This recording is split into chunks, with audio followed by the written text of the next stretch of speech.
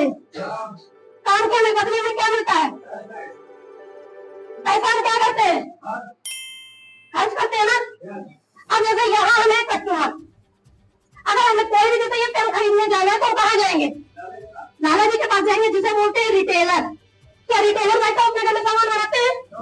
नहीं बनाते ना। वो लेके आते हैं होलसेलर से, होलसेलर के अपने घर में सामान बनाता है, वो लेके आता है डिस्ट्रीब्यूटर से, डिस्ट्रीब्यूटर के अपने घर में सामान बनाता है, ये लेके आता है जिला लेवल, मतलब ये जिला लेवल से जिन्हें बोलते हैं सेंडर, कैरल एंड फॉरवर्ड। क्या ये अपने घर में सामान बनाता है? इसे भी मैन्युफैक्चरिंग करने का लाइसेंस नहीं होता है। जैसे ये जो कंटेनर बड़े बड़े जो अपने लोग जैसे स्टेशन पे जाते देखते हैं कंटेनर, ये एक से दूसरे राज्य सामान पहुंचाते हैं, ये डायरेक्ट लाते हैं कंपनी से। क्या कंपनी कोई भी सामान बनाती है क्या हमें बताने आती है? फिर हमें पता कैसे चलता है? वो करवाती है प्रचार। प्रचार क्या हम लोगों से करवाती है?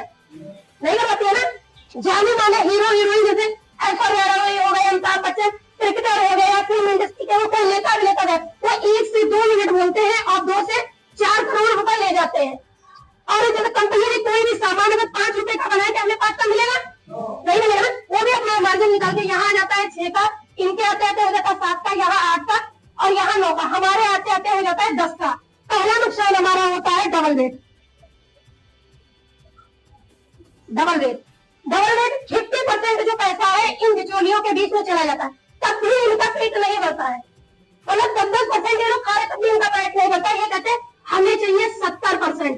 अब 70% के लिए कुछ तो कुछ करना पड़ेगा ना भाई। 70 इन्होंने क्या किया? 100 पीस कंपनी से उठाइए, और ये इन्होंने क्या किया? इनके आते 100 पीस कंपनी से उठाए, 100 पीस अपने पास से प्लस कर लिए, हो गए 200 पीस। 200 पीस लेके ये इनके पास है, ये पूरा होलसेलर रिटेलर भाई से आता है, बोलता है जो आप एक साबुन बेच रहे हो उसमें आपको 1 रुपए बचता है, मैं जो लाया हूँ उसमें 3 रुपए बचेगा, तो कौन सा बेचने जाएंगे? 3 वाला। क्योंकि लाला जी को हमारी सेहत से कोई लेना देना नहीं है। क्योंकि जब अगर हम साबुन है, ये तो हमने जैसे एक सैंपल आपको दे दिया है कि साबुन का हर एक चीज में डुप्लीकेट होता है कि नहीं होता है।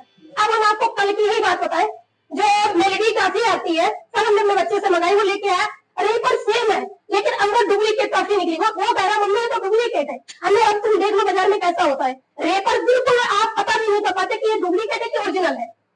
इसी करके जैसे ये तो साबुन हो गया, खाने पीने की चीजों में भी डुप्लीकेट होता है। जब हम डुप्लीकेट खाएंगे तो दूसरा नुकसान होता है हमारा डुप्लीकेट। और जब डुप्लीकेट खाएंगे तो बीमार पड़ेंगे कि नहीं पड़ेंगे? जब बीमार पड़ेंगे जो हमारा बचा कुचा पैसा होता है वो हो जाता है 0।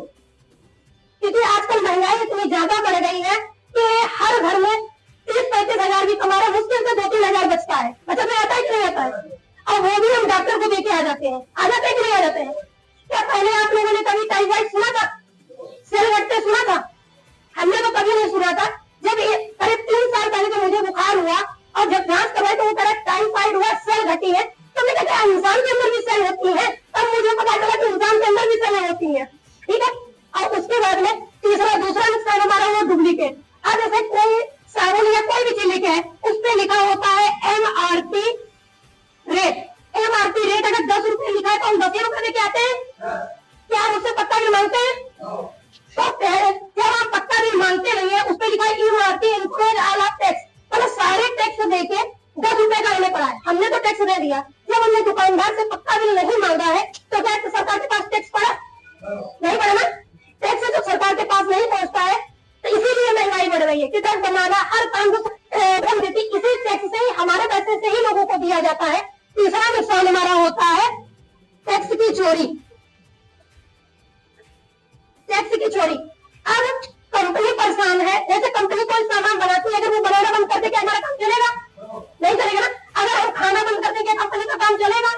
तो मेन कौन हुआ? कंपनी का कस्टमर हुआ ना। तो कंपनी कहती है अगर हम सामान बनाना जानते हैं तो हम पहुंचाना भी जानते हैं। 90% की दूरी हम तय करेंगे, 10% की दूरी आपको तय करनी पड़ेगी।